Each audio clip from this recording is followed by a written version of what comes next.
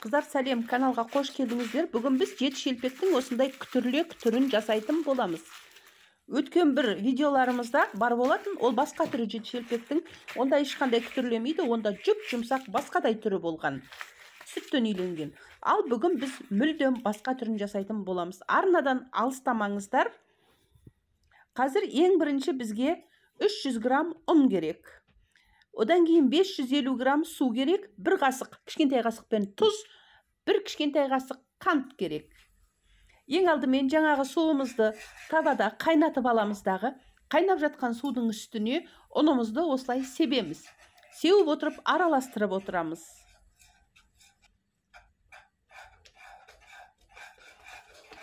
Қыздар, арнамызға жазылып, кішкентай ғана қоңыраушаны баса кетіңіздер. Мінекей астындағы оты ақырын ғана, баяу ғана жанып жатыр. Міне осылай ұнды сеуіп отырып, араластырып отыратын боламыз.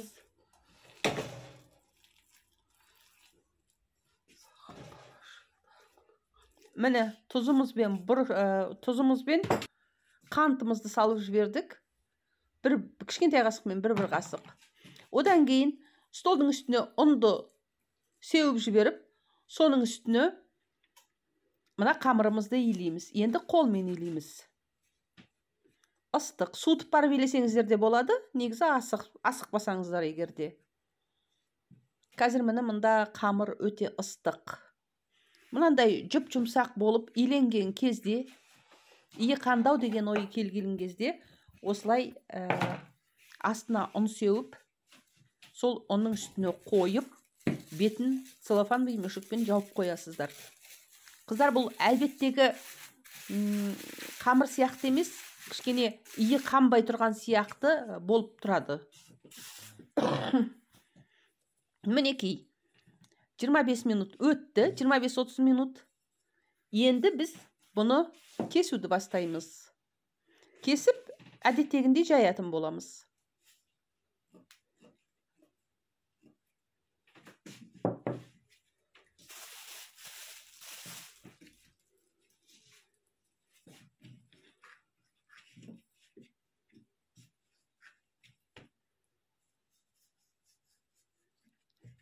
Мынандай кішкентай қылып кесіп жатырмын.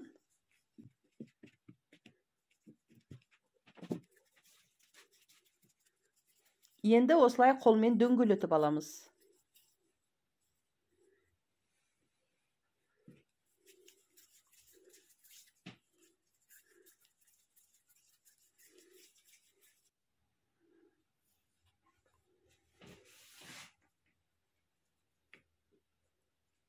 Міне асты үстіне ұн сеуіп осылай. Әдеттегі жет шелпек сияқты.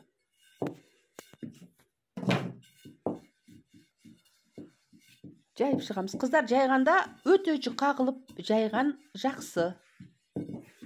Бұл біздің солтүстік Қазақстан мен шығыс Қазақстанның шелпегі осылай болады ғой. Мінекей, мынандай жұқа болады. Майға, қатты қызып тұрған майға әншейін бір малып, айналдырып жіберіп ала қоятын. Мінекей, қатты қызып тұрған май. Соған алғаш салып жіберген кезде осылай кейбір жері төмпешік болып көтеріледі. Сол төмпешіктері күтірлеп тұратын болады одан кейін. Қыздар, сондай аппетитный дейді ғой орыстар.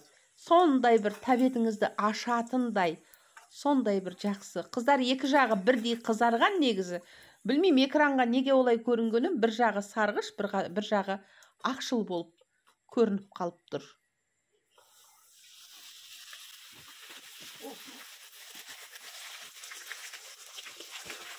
Осы каналды қарап отырсаңыздар, тағы бір шелпектің рецебі бар, онда сүтке илейтін, онда мынандай ешқандай күтірлемейді. Әншейін жұмсақ. Ол басқаша болып шығады. Міне қыздар, кей адамға осындай шелпек ұнайды, күтірлеп тұратын, кей адамға жұмсақ ұнайды. Мінекей шелпегіміз дайын. Жұмада ниеттеріңіз қабыл болсын. Бастарыңыз аман, дендеріңіз сау болсын.